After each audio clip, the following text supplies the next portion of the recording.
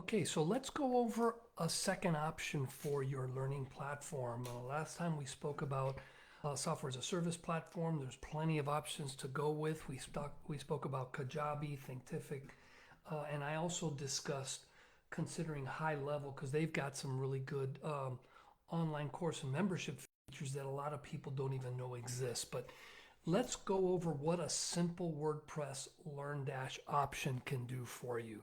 So the benefit of the software as a service is you can most likely do it yourself. The learning curve is lower. You won't likely have to hire anybody. So there's a lot of do-it-yourself stuff that goes in there. The negative is that you may run out of features that you need in the future, and as a result, you're kind of stuck. The opposite is the case going with WordPress and LearnDash. It is going to be a little more expensive. I don't recommend do it yourself. I recommend you hire yourself someone who can really do a good job for you. It'll save you a ton of aggravation. Now, the benefit is the sky's the limit. There's absolutely nothing you can't do with WordPress. You may have to do some coding, you may have to get really creative, but you're never going to be in a situation where it's like, gosh, I needed this one thing done a certain way, and it can't be done with WordPress and LearnDash. You have to keep in mind WordPress is used for over 60% of the websites built on the internet. LearnDash is an extremely popular learning management systems, and not only does this provide a lot of features, but there's a very strong aftermarket. So if you need something done, someone else has likely done it, and there's likely a plugin that you can put to work, and that way you don't even have to bring in a coder to do some customizations for you. So what exactly would I recommend for a WordPress LearnDash configuration? Well, first of all, you have to get yourself some hosting. Please stay away from GoDaddy and some of the other low-priced options. What you save in money, you're going to pay in aggravation and frustration. You'll be paying $20 to $50 a month.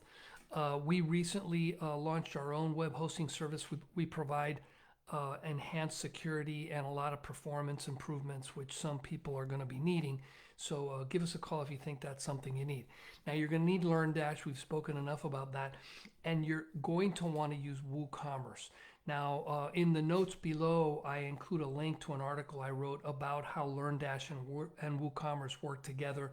You really want to stay away from the LearnDash e-commerce. It's just not a mature offering, and just like a SaaS solution is going to not perform well over time, you're likely going to need more than what LearnDash can provide you. So read that other article. I go into a lot of details as to why that's a good option. You're going to need a theme. I recommend the Astra theme. It's an easy one to use. It does a good job. We recommend Elementor as a content management system. It works really well with Astra. Some people don't like it because it does have its quirks, but my team and I, it's our go-to content buildings option. Now, there are going to be a couple of little plugins here and there that you're going to want to need, but for the most part, that's all you're going to need. Now, this is an option that you seriously should consider if you think if you're expecting some growth. If you've got a 1 to 3 course site, if you're going to be selling them individually and as a package and that's it, the SaaS solution might be good enough. But if you think you're going to be growing, if you believe that you're going to need to be able to offer things in different ways, the WordPress LearnDash option is definitely the way to go.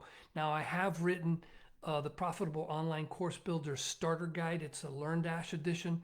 It's a free offering. I provide a link below on how to get it. That guide alone will save you, I don't know, a good week plus of time and definitely a lot of aggravation. And it includes some best practices that we use in all of our implementations. So give that a look, and I hope that can help. In part 3 of this, we're going to talk about adding a CRM to your WordPress LearnDash solution and what are the benefits that is going to give you. So stay tuned.